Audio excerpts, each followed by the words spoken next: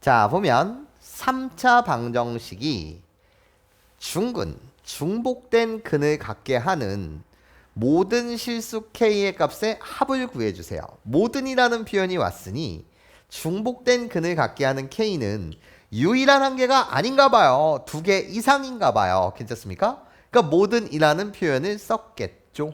괜찮습니까? 자, 시작 한번 해볼게요. 나예요. 이 3차식 x의 세제곱 마이너스 k 플러스 1x 플러스 k는 0이라고 불리는 이 3차 방정식이 중복된 근을 가져야 된대요. 자, 이 식의 이름을 줄게요. 이 식의 이름을 선생님이 fx라고 주겠습니다. 한 문자에 대한 3차 이상의 식이에요. 괜찮습니까? 인수분해가 바로 되지 않는다라고 한다면 나는 홀룰로 파이 인수정리를 이용해서 이 식을 인수분해 할 텐데 여기까지 괜찮습니까? 인수정리를 이용한 인수분해라는 것은 나야 f 네모는 0을 만족시키는 요 네모의 값을 찾고 싶다는 거지. 괜찮아요? 그러면 지금 이 식의 3창의 개수가 1이기 때문에 네모의 후보가 될 수 있는 녀석들은 나예요. K의 약수 1이 있고 K가 있을 텐데 괜찮아요? 이때 플러스 마이너스 1 플러스 마이너스 K가 네모가 될 수 있는 후보가 되겠죠. 괜찮습니까?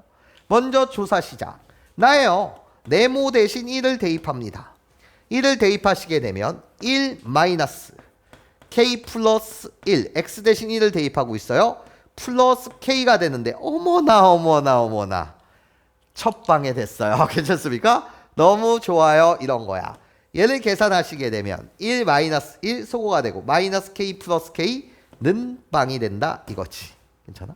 그러면 우리 배웠던 인수정리에 대한 내용에 의하면 F1이 0이라는 건 나예요. Fx라는 이 식은 X-1로 나눈 나머지가 뭐다? 는 빵이기 때문에 여기까지 괜찮아요? fx라는 이 식은 누구를? x-1을 뭐로 갖는다? 인수로 갖는다는 거겠지. 좋아. 그러면 fx라는 식을 작성 한번 해보면 나예요. x-1을 뭐로 가졌을 거고 인수로 가졌을 것이고 나예요. 여기 네모 박스 안에 들어가는 2차 식을 여러분들이 작성해 주시면 되는데 여기까지 선생님 말 괜찮습니까? 그 2차 식을 작성할 때 좀 빨리 한번 작성해 보면 x의 세제곱이기 때문에 여기 x의 제곱이라고 갖다 쓸 거고 색깔 다르게 쓸게요. 빨간색으로 x의 제곱이라고 갖다 쓸 것이고 전개를 하면 마이너스 x제곱인데 2창이 없으니 여기 플러스 x라고 갖다 쓰겠다. 그래야지 플러스 x제곱 마이너스 x제곱 소거가 되고 자 이때 상수항이 k니 내가 마이너스 1에 뭐를 곱해야 돼? 마이너스 k를 곱하면 플러스 k가 된다. 예.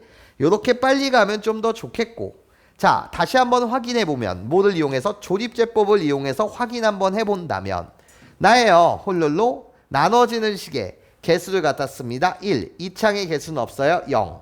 그런 다음에 1창의 개수 마이너스 k 마이너스 1. 그런 다음에 상수항 k를 갖다 쓰고 나예요. 나누는 식을 0으로 만드는 x의 값 괜찮아? 나 뭐를 갖다 쓰면 1을 갖다 쓰면 조립제법 시작 1 곱하세요 1 내리면서 더해요 1 내리면서 더해요 마이너스 k 는빵 이렇게 되는데 맞아? 이게 결국 몫에 해당하는 x의 제곱 더하기 x 마이너스 k가 된다라는 내용이겠지. 여기까지 선생님 말 이해할 수 있겠어? 괜찮아요? 네, 좋아요. 그런데 이 fx라는 이 3차 방정식이 이제 뭐를 가져야 된다고? 중복된 근을 갖는다. 자, 이 문제 중요해요. 자, 나는 이 빨간색 2차식의 이름을 뭐라고 줄 거냐면 gx라고 이름을 줄게요. 자, 이제 선생님이 하는 말 잘 들어야 해.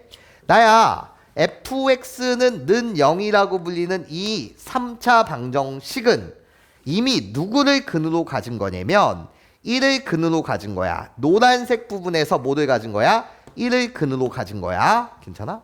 그럼 빨간색 부분에서 근 몇 개를 가져야 되는 건데 2개를 가져야 되는 건데 여기까지 괜찮아? 자, 이 두 근의 이름을 선생님이 x는 하나 알파, x는 뭐라고 갖다 붙일 거야? 베타라고 갖다 붙일 거야. 괜찮습니까? 그럼 얘들아, 선생님 말 잘 들어봐. 이럴 수 있거든. 자, 첫 번째 경우는 두 가지로 우리가 분해해서 생각할 수가 있는데 괜찮아? 내 말 잘 들어야 해. 나야, 알파와 베타 중 하나가 1일 수 있어. 괜찮아? 1이 중복될 수 있다고. 괜찮아요? 알파와 베타 중 적어도 한 개가 1일 수 있어. 괜찮아? 이런 경우도 있을 거야. 내가 1이면 1이 2번 중복된 거고, 내가 1이라고 하더라도 1이 2번, 우리 둘 다 1이라고 한다면 뭐 1이 3번 중복될 수도 있었겠지. 괜찮습니까? 이런 경우가 있는 거고, 자, 그런 다음에 두 번째 경우를 한글로 써드리게 되면 괜찮아? 알파와 베타는 같을 수 있어.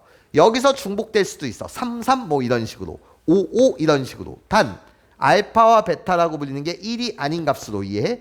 우리들이 뭐 할 수 있다고? 중복될 수가 있다는 이야기야. 여기까지 선생님 말 괜찮아요? 이해할 수 있겠어요? 알파와 베타가 같은 녀석인데 이해? 여기서도 중복이 일어날 수 있다고. 얘가 1이 아닌 상태에서. 여기까지 선생님 말 이해할 수 있겠습니까? 자, 경우를 이렇게 두 가지로 나눌 수 있지 않냐는 거야. 자, 그것을 선생님이 정확하게 다시 한번 식으로 표현하게 되면 괜찮아? 이럴 수 있다는 거야. 일단 이 식의 이름이 gx였다라고 한다면 g1의 값이 뭐일 수 있다고? 0일 수 있다는 거야. gx가 뭐를 1을 근으로 가질 수 있다는 거지. 자, 확인 한번 해볼게. 자, g1의 값이 0이라고 불리는 것은 1을 여기다 대입해봐. 1을 대입하면 2-k가 뭐가 되는 건데? 는빵이 되는 건데. g1의 값이 0이다. 2-k의 값이 빵이다. 그럼 k의 값은 뭐가 되는 거지? 2가 되는 거야. 여기까지 괜찮아?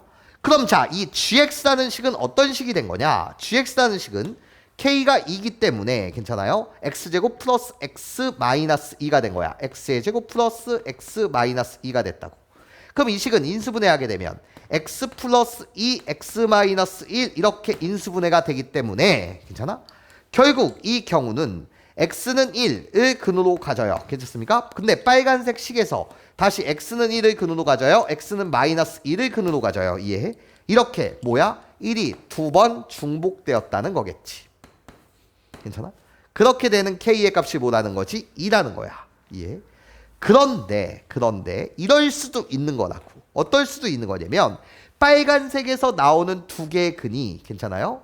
우리들이 같을 수도 있다고. 3, 3, 5, 5, 7, 7 이런 식으로. 괜찮습니까? 즉 나예요.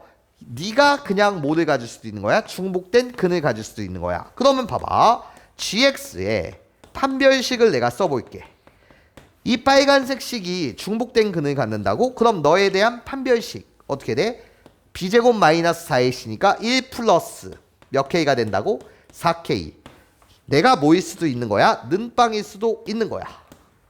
그러면 얘를 만족하는 k의 값은 뭐가 되는 건데? 마이너스 몇 분의면? 4분의 1이 되는 건데. 이해해?